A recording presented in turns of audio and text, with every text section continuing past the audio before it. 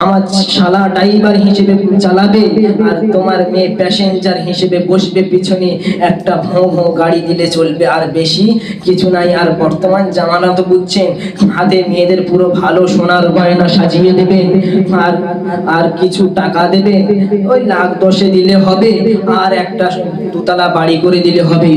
আল্লাহর নবী সাল্লাল্লাহু আলাইহি ওয়াসাল্লামের জামানায় সাহাবীদেরকে বিয়ে হয়েছিলেন। সাহাবীদেরকে বিয়ের সময় কিছু কিছু সাহাবীদের খেজুর পর্যন্ত একটা খেজুর আর কিছুটা পানি দিয়ে বিবাহ বার্ষিকী শেষ হয়ে গিয়েছে।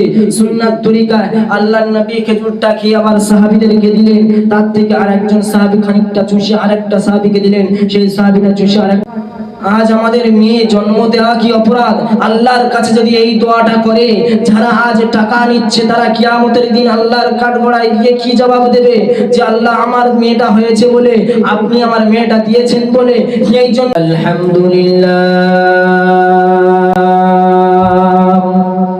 আলহামদুলিল্লাহিল্লাযী আরসালা রাসূলাহু বিল হুদা ودين الحق ليظهره على الدين كله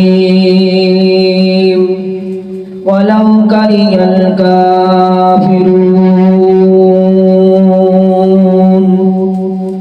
সমস্ত প্রশংসা, সমস্ত তারিফ, সমস্ত গুণগান, সমস্ত গুণকীর্তন সেই মহান আল্লাহ রাব্বুল আলামিনের জন্য, যিনি আসমান, জমিন, গ্রহ, নক্ষত্র এমনকি তামাম পৃথিবীর মালিক। সেই আল্লাহ সুবহানাহু তাবারাক ওয়া তাআলার প্রতি একই কণ্ঠে একই আওয়াজে সবাই বলুন আলহামদুলিল্লাহ। যিনি বিশ্বকবি, বিশ্ব নেতা, আকায়ে নামদার, তাজদারে মদিনা, আহমদে মুহাম্মদে মুস্তাফা জনাবে মুহাম্মদুর রাসূলুল্লাহ সাল্লাল্লাহু আলাইহি ওয়াসাল্লামের প্রতি একই কণ্ঠে একই আওয়াজে সবাই বলুন সাল্লাল্লাহু আলাইহি ওয়াসাল্লাম। যিনি মদিনার লাল, আব্দুল্লাহর দুলাল, তাজদারে মদিনা, সরকারে কায়নাত, ফখরে দো জাহান, ইমামুল আম্বিয়া, খাতামুন নবীন, সিরাজুস সাদিকিন, আশরাফুল আম্বিয়া, গোলামে কিবরিয়া, শাফি মাহশার, রহমতে কাউসার জনাবে হুজুরে করিম সাল্লাল্লাহু আলাইহি ওয়াসাল্লামের প্রতি একই কণ্ঠে একই আওয়াজে আরো একবার জোরে শুনে বলা গেল না সাল্লাল্লাহু আলাইহি ওয়াসাল্লাম। আজ বর্তমান জামানা হিসাবে বহু বিদআতি কাজ আজ সমাজে ছড়িয়ে ছিটকে রয়েছে। এই সব সামাজিক কাজগুলো যেমন ধরে নেন নিকাহ হলো আজ সুন্নাত, কিছু কিছু মানুষের উপরে ফরজ হয়ে যায়, কিন্তু আজ এই নিকাহকে হারাম করে দিচ্ছে আজ কিছু মানুষ। আজ মেয়ের বাপের কাছ থেকে বহু ধরনের পণ চাওয়া হচ্ছে, যেটাকে বর্তমানে টাকা হিসেবে, রুপিয়া হিসেবে নেওয়া হচ্ছে। এটা কিন্তু শরিয়াত হিসেবে ঠিক না, হারাম বলে গণ্য হয়েছে। কিন্তু আজ সেটাকে সমাজের দৃষ্টান্তে সেই সব মানুষগুলো যারা নিচ্ছে নরপশুর সমতুল্য। কিসের সমতুল্য বললাম বাপজি? নরপশুর সমতুল্য। আজ নিজের ছেলেকে অপরের কাছে বিক্রয় করে দিচ্ছি কিছু টাকার জন্যে। যে সময় বিয়ের সময় একটা দেখাশোনায় আমি গিয়েছি, যাবার পরবর্তীতে সেখানে বলছে হাজী সাহেব আপনার কত টাকা চাই? আমার মেয়ে গিয়ে সুখে শান্তিতে বসবাস করবে, সংসার ধর্ম করবে, সারা জীবন আপনার কাছে আমি দিয়ে দেব। তাহলে আমি একটা যে কোনো জিনিস তো একটা রুপিয়া হিসেবে যে কোনো জিনিস তো দিতে চাই। বলছে কি বলছো ভাই? আস্তাগফিরুল্লাহ, আমি 7 বার হজ করেছি, নাউযুবিল্লাহ মিন যালিক। আমি 7 বার হজ করেছি, দেখা পাচ্ছ আমার পা ভর বড় পাঞ্জাবি পরে রয়েছি, আমি কি ওই হারাম মাল খেতে পারি? যা জানে আমার বড় জামাই জানে। তাহলে বড় জামাই যদি জানলো, তাহলে তুমি বলতে পারতে না কিছু দেওয়া যাবে না, তুমি ডাইরেক্ট বললো আমার বড় জামাই জানে একটু কেরাটি হিসেবে। আর বড় জামাইকে আগে ভাগে বুঝিয়ে পাইলে শ্বশুর আর শাশুড়ি মিলে ভালো করে বুঝিয়ে পাড়িয়ে বলে দিয়েছে যে বাবজি এমন জিনিস চাইবে যেন আমাদের বাড়িটা একদম 2-3 বছর, 4 বছর, 5 বছর না খেটে আরামসে চলে যায়, এরকম কিছু জিনিস চাইবে। নাউযুবিল্লাহ মিন যালিক। এমন জিনিস চাইবে যেন 2-3 বছর না খেটেও সংসার চলে যায়। তা গিয়ে বলছে আমার শালার বিয়েতে আমি বেশি কিছু চাই না, তোমার মেয়ে আমার শালা ড্রাইভার হিসেবে চালাবে আর তোমার মেয়ে প্যাসেঞ্জার হিসেবে বসবে পিছনে, একটা ভোঁ ভোঁ গাড়ি দিলে চলবে, আর বেশি কিছু নাই। আর বর্তমান জামানা তো বুঝছেন, হাতে মেয়েদের পুরো ভালো সোনার গয়না সাজিয়ে দেবেন, আর কিছু টাকা দেবেন, ওই 1,10,000 দিলে হবে, আর একটা 2তলা বাড়ি করে দিলে হবে। নাউজুবিল্লাহ মিন জালিক। এত বড় হারামখোর নিয়ে তো পায়খানায় গিয়ে কিছুটা গু খেলেতে কাকিয়া সাবান দিয়ে কোনো মানুষ বুঝতে পারতো না।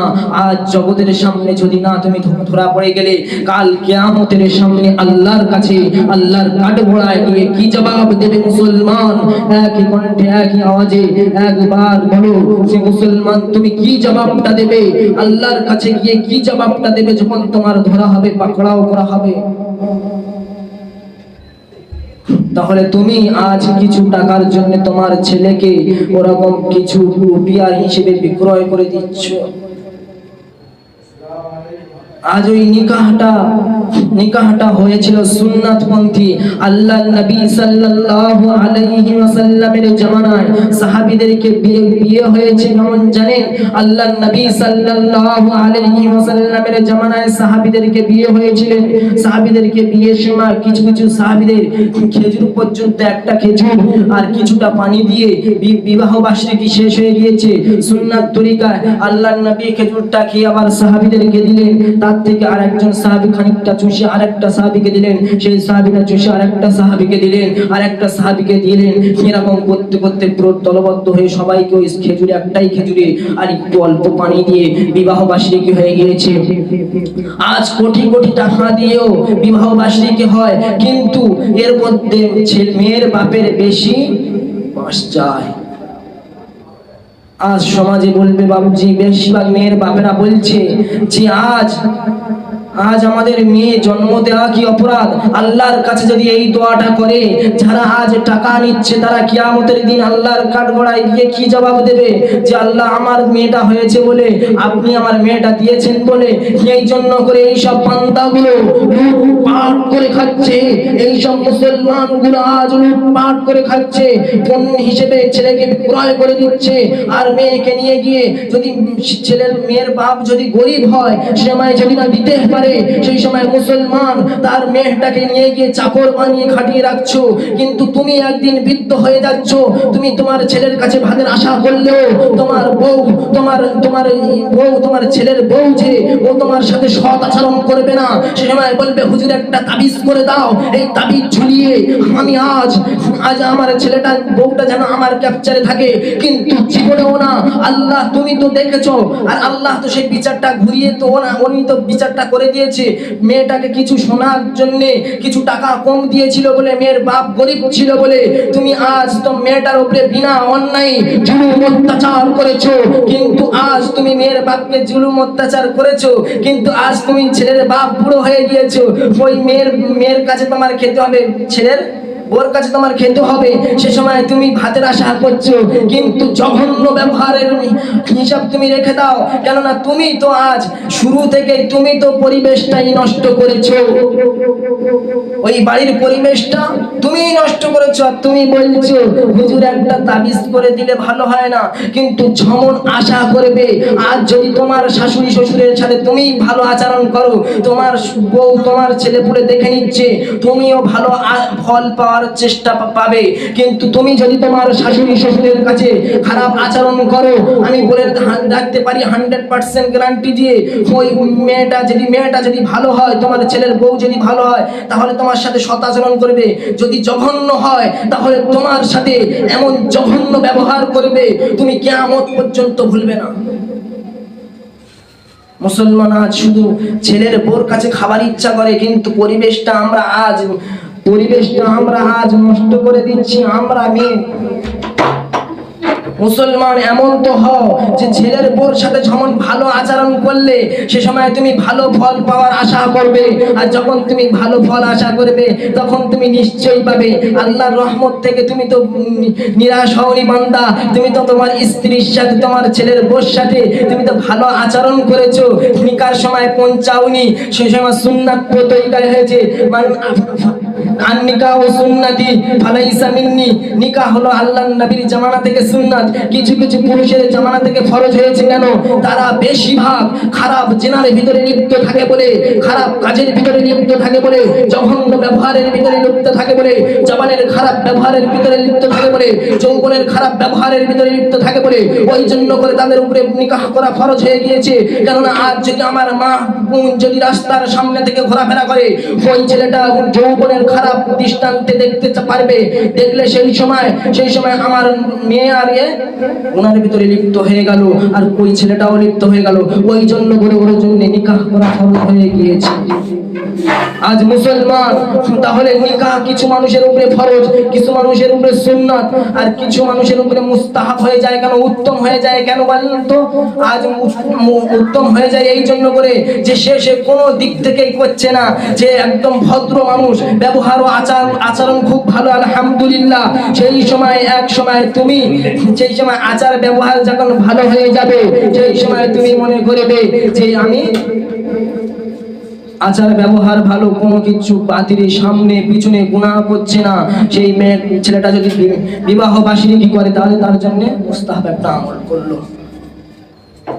আর যদি সুন্নাত পন্থায় করেন, আল্লাহর নবীর জামানা থেকে যেসব হয়ে এসেছে সেই রকম পন্থায় যদি আপনি মুসলমান হয়ে যদি করেন, তাহলে আমি এই কথা বলতে চাই, তাহলে আপনি সুন্নাত একটা আদায় করলেন।